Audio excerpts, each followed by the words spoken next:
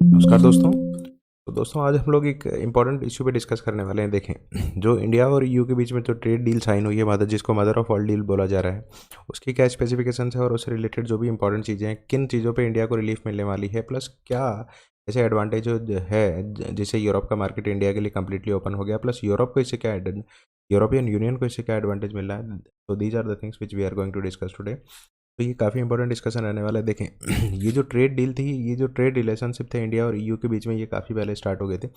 Basically दो world की one of the largest economy है और इसे ग्लोबल जीडीपी का 25% जितना कवरेज होने वाला है। तो ये अपने आप में काफ़ी एक इंपॉर्टेंट चीज़ बन जाती है यहाँ पर। लेकिन ट्रेड नेगोशिएशन 2007 में यहाँ पर एक तरीके से कॉम्प्रिहेंसिव ट्रेड एग्रीमेंट 2007 में बिगन हुआ था, लेकिन इस पर काफ़ी सारे हिंड्रेंसेज आ गए थे regulatory standard, agriculture, automobile services को लेके। So that is the reason it was not concluded. ठीक है, तो जो टॉक्स है वो रिवाइव हुई 2022 में, और एट लास्ट एफटीए का जो फ्री ट्रेड एग्रीमेंट है उसको कब साइन कर लिया गया? 2026 कल जो है 27 जनवरी को फाइनली इसको क्या कर लिया गया? साइन कर लिया गया इंडिया और ईयू के बीच में। तो किन चीज़ों पे लेके इंडिया को एडवांटेज मिलने वाला है, इसको हम लोग आज क्या करेंगे, डिटेल में डिस्कस करेंगे। देखें, इसके फीचर्स क्या हैं। इंडिया और ईयू दोनों को मिला के एक तरीके से ये ग्लोबल जीडीपी का 25% जितना कवर करेंगे, प्लस वर्ल्ड ग्लोबल ट्रेड का 1/3 जितना इससे क्या हो जाएगा, कवर हो जाएगा। ये अपने आप में काफ़ी क्या है, इंपॉर्टेंट चीज़ बन जाती है यहाँ पर। देखें, टैरिफ लिबरलाइजेशन क्या हो जाएगा। ईयू ने एग्री करा है कि वो 99.9% आइटम्स पे क्या करेंगे, टैरिफ रिमूव कर देंगे, और इंडिया का जो एक्सपोर्ट का रीजन है, मोस्ट ऑफ द ड्यूटीज़ को क्या कर दिया जाएगा, जीरो कर दिया जाएगा इमीडिएटली। जब ये एग्रीमेंट फोर्स में आ जाएगा तो इन ड्यूटीज़ को क्या कर दिया जाएगा, इंस्टेंटली रिमूव कर दिया जाएगा। और इंडिया की साइड से India has actually tariff concession को कितना, 97.5% of the traded value. EU का जो एक्सपोर्ट है उसकी 97.5% का जो ट्रेड वैल्यू है, उस पर क्या कर देंगे, इंडिया इस पर टैरिफ को कंसेशन से, मीन्स टैरिफ जीरो की करने की पूरी पूरी क्या है, एक तरीके से पॉसिबिलिटी नहीं, कन्फर्मेशन ही है। ठीक है, जो कुछ सेंसिटिव चीज़ें हैं उनको इससे एग्जाम्प्ट कर दिया गया है, उससे हम उसको भी हम लोग डिस्कस करेंगे कौन कौन सी चीज़ों को इससे एग्जाम्प्ट किया गया है। देखें, इंडिया को इससे क्या गेन होने वाला है। देखें, मरीन प्रोडक्ट जो था अर्लियर उन पर टैरिफ कितना हुआ करता था। इंडिया जो प्रोडक्ट एक्सपोर्ट करता है ईयू को, उनकी बात यहाँ पे हो रही है। मरीन प्रोडक्ट अर्लियर 26% था। देखें, what India will get from EU. ठीक है, तो अर्लियर मरीन प्रोडक्ट पे 26 था, करंटली जीरो हो गया। केमिकल्स पे जीरो कर दिया गया। प्लास्टिक रबर पे जीरो है। लेदर, फुटवेयर, टेक्सटाइल, यहाँ बहुत बड़ा एक तरीके से इंडिया को क्या मिलने वाला है, एडवांटेज मिलने वाला है।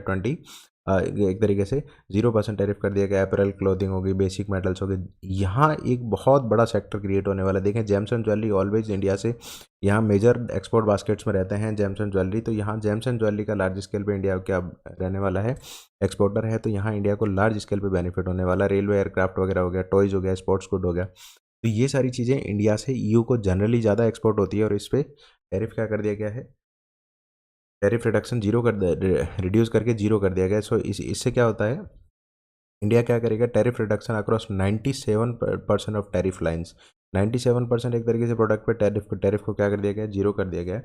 और जो ट्रेडेड वैल्यू है उसका 99.5% जितना ये इसमें कवर हो जाएगा। प्लस इंडिया का 90.7 of India's export will enjoy zero duty. मतलब इंडिया के अप्रोक्सीमेटली 91% जो प्रोडक्ट हैं वो क्या हैं, ड्यूटी फ्री कर दिए गए हैं ईयू की साइड से। इंडिया इसे बहुत क्या करने वाला है, लार्ज स्केल पे इसके इंडिया को एडवांटेज मिलने वाला है। बेनिफिट इंडिया को सबसे ज़्यादा बेनिफिट कौन कौन से सेक्टर्स में होगा। देखिए, टेक्सटाइल हो गया, April, leather, footwear, James jewellery, marine related product हो गए, टॉयज़ हो गए, स्पोर्ट्स गुड हो गए, इनमें बेनिफिट मिलने वाला है। अब ईयू को इंडिया से क्या कौन कौन सी चीज़ों में या कौन कौन से सेक्टर्स में बेनिफिट मिलेगा, स्पेशली देखें ईयू क्या करता है, जो कॉस्टली ऑटोमोबाइल्स है वो इंडिया को क्या करता है, एक्सपोर्ट करता है। जैसे मशीनरी हो गया, इलेक्ट्रिकल इक्विपमेंट, इस पे जीरो हो गया। एयरक्राफ्ट, स्पेसक्राफ्ट, इस पे भी जीरो कर दिया गया है। प्लास्टिक हो गया, और ये जो मेडिकल और सर्जिकल इक्विपमेंट है इस पे भी एक तरीके से जीरो कर दिया गया 90% ऑफ द प्रोडक्ट पे। मतलब कुछ ही प्रोडक्ट इसमें बचे हैं। प्लस जो पेल्स हो गया, प्रीशियस मेटल्स हो गया, इन पे भी क्या कर दिया गया, ईयू का एक्सपोर्ट इंडिया से ऑलमोस्ट टैरिफ फ्री है।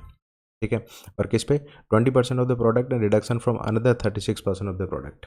मतलब आगे चल के ये और भी ज़्यादा क्या स्कोप बढ़ने वाला है। केमिकल्स पे भी क्या कर दिया गया, हटा दिया गया है। मोटर व्हीकल्स पे देखें, एक यहाँ पर एक बहुत बड़ी रिलीफ देखने को मिली है कि मोटर व्हीकल्स पे जो ड्यूटी थी 110% टैरिफ को डायरेक्टली 10% जितना स्लैश कर दिया गया है। यहाँ पर एक it is going to be a big advantage specially for the European Union. Iron and steel पे जीरो हो गया, फार्मास्यूटिकल्स पे जीरो हो गया। तो ये सारे ब्रॉड सेक्टर्स है, they will be covered under India EU free trade agreement, और जिससे ईयू को काफ़ी बड़ा बेनिफिट मिलने वाला है। सॉरी। और इंडिया ने क्या एग्री करा है, India agree to duty elimination कर दिया है, प्लस रिडक्शन किन चीज़ों पे, 92.1% ऑफ द टैरिफ लाइन्स, और इससे क्या क्या कवर होगा, 97.5% यूके एक्सपोर्ट कवर हो जाएंगे। ठीक है। और इमीडिएटली ड्यूटी एलिमिनेशन डिक्लेयर कर दिया गया है। कुछ कुछ चीज़ें इससे फेज आउट की गई है। यू को किन चीज़ों पे बेनिफिट होगा, हाई एंड की जो टेक्नोलॉजी है, मशीनरी हो गया, स्पेस क्राफ्ट हो गया, फार्मास्यूटिकल्स हो गया, जो हैवी व्हीकल्स है, मर्सिडीज हो गया, स्कोडा हो गया, इन पे, या फॉक्सवैगन, इनकी जो व्हीकल्स हैं, कार्स, इन पे इसको लार्ज स्केल पे बेनिफिट मिलने वाला है।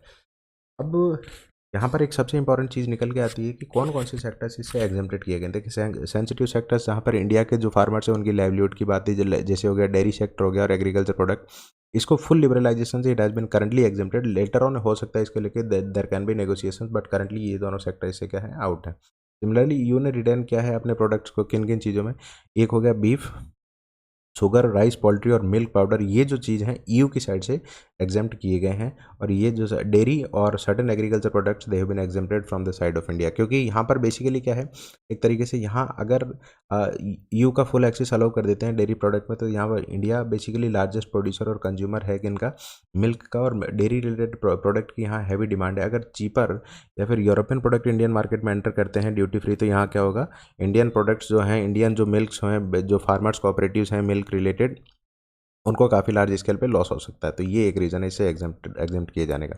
अभी रेक्टिफाई कब होगी, जैसे ही ये रेक्टिफाई हो जाती है, इधर इंडियन काउंटर पार्ट से पार्लियामेंट से it is needed to be approved, और यूरोपियन जो पार्लियामेंट है उससे whenever it will be rectified it will come into the force. तो ज़्यादा पॉसिबिलिटी है कि जल्दी इसको रेक्टिफाई कर लिया जाएगा, और post rectification it will come into the force and it will have large consequences क्या होंगे ये हमने डिस्कस किया। इन सब चीज़ों पे टैरिफ क्या कर दिया गया, ऑलमोस्ट रिड्यूस्ड टू जीरो, और मोर देन 90% प्रोडक्ट तो यहाँ पे यू की साइड से भी कवर्ड हैं, प्लस इंडिया की साइड से भी कवर्ड हैं। तो इससे लार्ज स्केल इम्पैक्ट होने वाले हैं और कॉन्सिक्वेंसेज इसके बहुत लार्ज होंगे। तो इंडिया को इससे लार्ज स्केल पे बेनिफिट होगा, प्लस और भी कोई जैसे डेयरी सेक्टर से रिलेटेड कोई रिफॉर्म्स हैं या फिर फ्री ट्रेड एग्रीमेंट में उनको कवर किया जा सकता है, उनसे रिलेटेड डिस्कशन भी आगे फर्दर नेगोशिएट किया जाएगा। तो I hope you have like the lesson, और इसी तरीके की इश्यूज़ को हम लोग डेली बेसिस पे डिस्कस करते हैं। Do subscribe Bharat civil affairs. Thank you for watching.